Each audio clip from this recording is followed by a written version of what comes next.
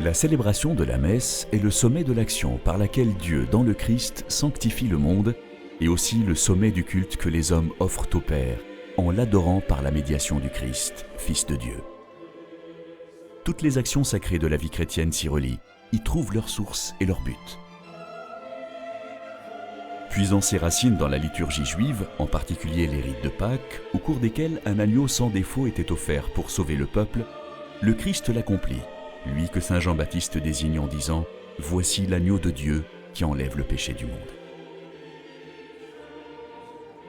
Sous des formes qui demeurent variées, mais selon une tradition ininterrompue, l'Église vit ainsi dans la messe le mystère de la rédemption de l'humanité de tous les temps, obtenu par l'unique sacrifice du Christ.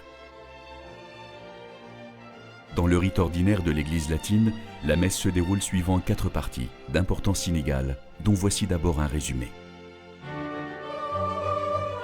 La première partie est le rassemblement du peuple de Dieu, que le prêtre, tenant la place du Christ, oriente vers le Père. Puis se répondent les 2 parties centrales. D'abord l'écoute de la parole de Dieu, les lectures tirées de la Bible et commentées.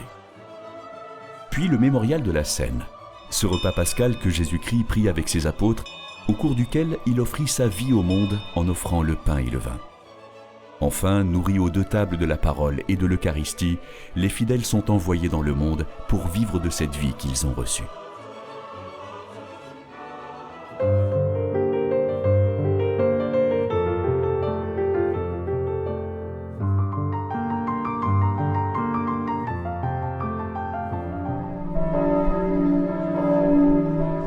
Souvent, les cloches résonnent, symbolisant l'appel que Dieu adresse aux baptisés.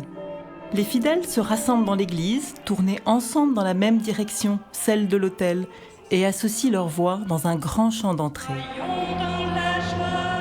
Puis vient la procession du prêtre, qui traverse le peuple par une allée centrale et semble l'entraîner avec lui, avant de l'introduire à la célébration. Au nom du Père et du Fils et du Saint-Esprit. L'assemblée se prépare alors à célébrer en confessant son péché et en demandant pardon à Dieu.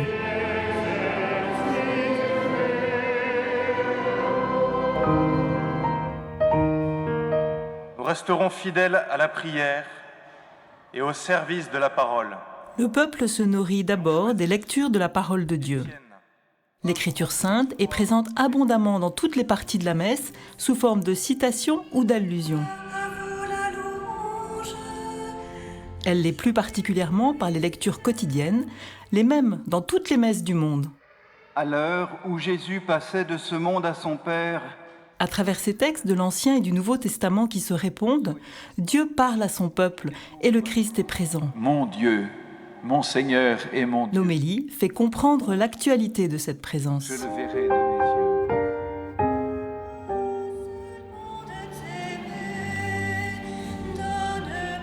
Le peuple se nourrit ensuite à la table de l'Eucharistie, l'autel, que l'on dresse comme Jésus fit dresser la table pour vivre le repas avec ses disciples le jeudi saint.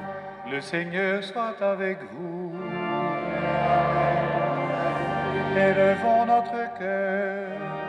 Les prières anciennes que prononce le prêtre aident les fidèles, rassemblés par l'Esprit Saint, à s'unir au Christ, tendus vers le Père, à vivre le mystère du salut. À toi, Dieu le Père Tout-Puissant, dans l'unité du Saint-Esprit.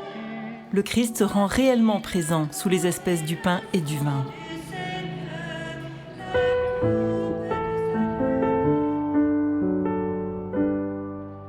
Une fois le peuple rassemblé, puis doublement nourri, il lui faut regagner le monde pour y vivre de cette communion. Que Dieu Tout-Puissant vous bénisse, le Père, le Fils et le Saint-Esprit.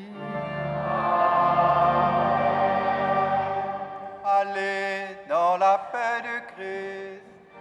La 4e et ultime partie de la messe consiste alors à un envoi de chacun vers sa profession, sa famille, la société, pour y annoncer l'Évangile par sa vie et par ses paroles.